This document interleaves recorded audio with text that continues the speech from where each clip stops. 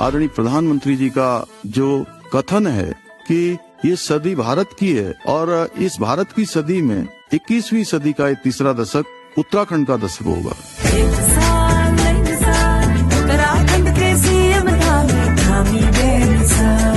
अपने दूसरे कार्यकाल के पहले साल में धामी सरकार के फैसलों ने एक नई मिसाल कायम की है, जिनसे आज उत्तराखंड संवर रहा है। यूनिफॉर्म सिविल कोड बनाने की दिशा में बढ़ाए मजबूत कदम। युवाओं के हितों को समर्पित सीएम पुष्कर सिंह धामी ने नकल माफियाओं पर किया कड़ा प्रहार। ऐतिहासिक नकल विरोधी कानून बनाकर देश में बना पहला प्रदेश। नकल का कानून लेकर और जो माफिया गिरोह संगठित होकर इस काम को करते हैं, उनको उम्र कैद तक की सजा का हमने प्रावधान किया है। जबरन धन परिवर्तन रोकने के लिए बनाया सख्त कानून। महिला सशक्तिकरण को मिल रहा बढ़ावा।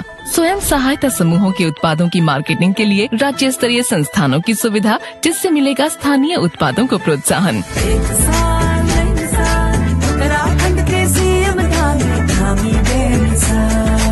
गरीबों के लिए साल में 3 गैस सिलेंडर किए मुफ्त।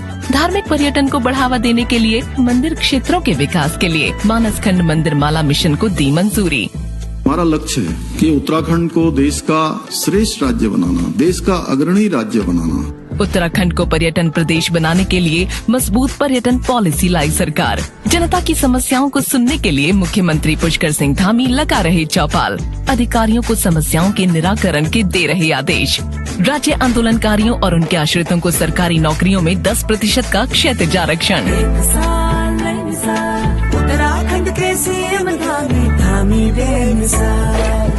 सौर ऊर्जा, कृषि, उद्यान, पशुपालन और अन्य सेक्टर्स में हो रहा तेजी से विकास। धामी सरकार का 1 साल बन रहा नई मिसाल। मुख्यमंत्री पुष्कर सिंह धामी ने खिलाड़ियों को खेल रत्न और प्रशिक्षकों को द्रोणाचार्य अवार्ड से पुरस्कृत किया। कार्यक्रम में वर्ष 2019-20, 2021 और 2021-22 के तक के देवभूमि उत्तराखंड खेल रत्न पुरस्कार, देवभूमि उत्तराखंड द्रोणाचार्य पुरस्कार, लाइफ टाइम अचीवमेंट पुरस्कार और 2021 एवं 22 वर्ष में राष्ट्रीय प्रतियोगिताओं में पदक विजेता खिलाड़ियों एवं उनके प्रशिक्षकों को नगद पुरस्कार प्रदान किए गए।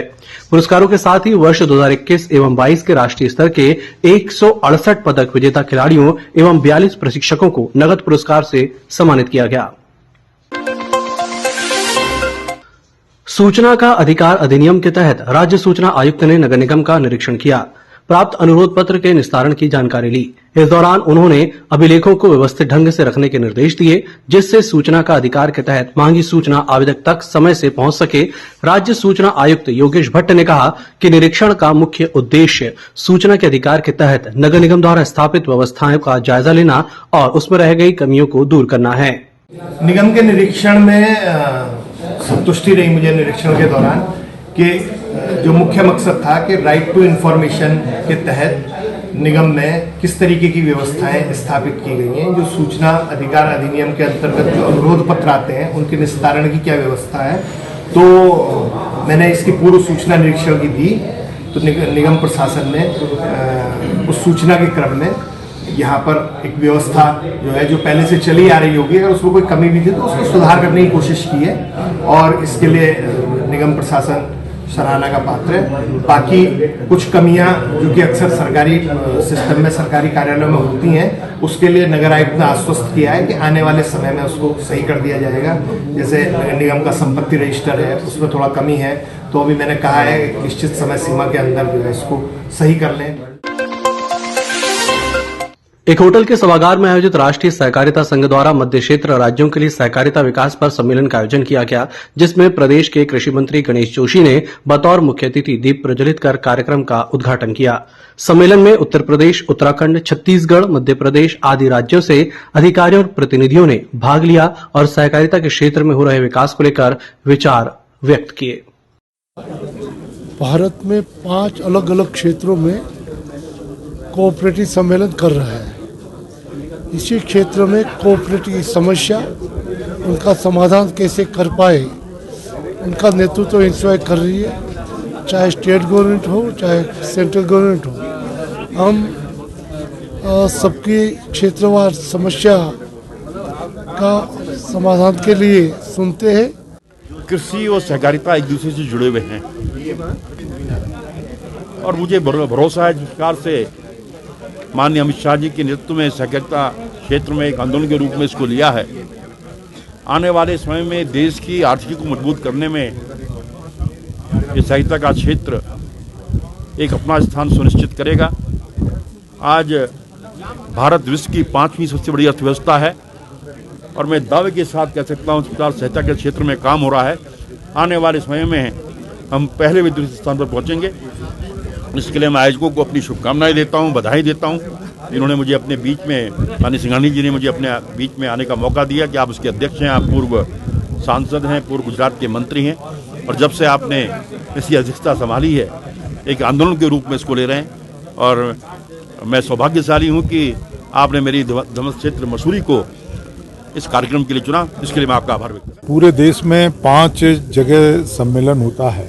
एक जो आज यहाँ आयोजित किया गया है वो मध्य क्षेत्र का सहकारी सम्मेलन आयोजित किया गया है, जिसमें उत्तर प्रदेश, उत्तराखंड, मध्य प्रदेश और छत्तीसगढ़, इन 4 राज्यों का सम्मेलन यहाँ आयोजित किया है, जिनमें हमारे 4 राज्यों के तमाम चुने हुए जो अध्यक्ष हैं सहकारी क्षेत्र के और वहाँ के सहकारी विभाग से जुड़े हुए जो अधिकारीगण हैं वो सब यहाँ पहुँचे हुए हैं।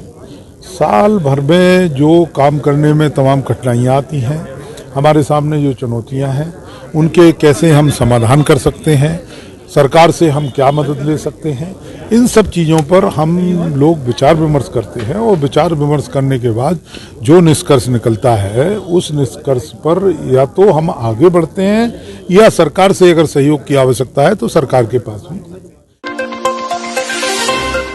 कलियर गंग नहर में डूबने वाले काफी लोगों की जान बचाने वाले युवक को विधायक हाजी फुरकान अहमद की ओर से क्षेत्र के गणमान्य व्यक्तियों ने सम्मानित कर फूल मालाओं से स्वागत किया।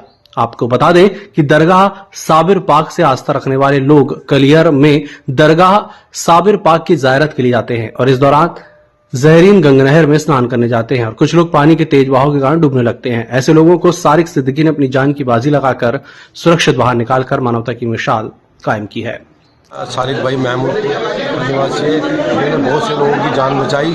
आज इस अवसर पर मोहसिन सिद्दीकी साहब, हमारे इंजीनियर साहब और पार्षद भाई सभी साथियों ने इनका स्वागत किया, इनका हौसला बढ़ाया और अल्लाह ताला से दुआ करते हैं कि अल्लाह ताला इनकी ज़िंदगी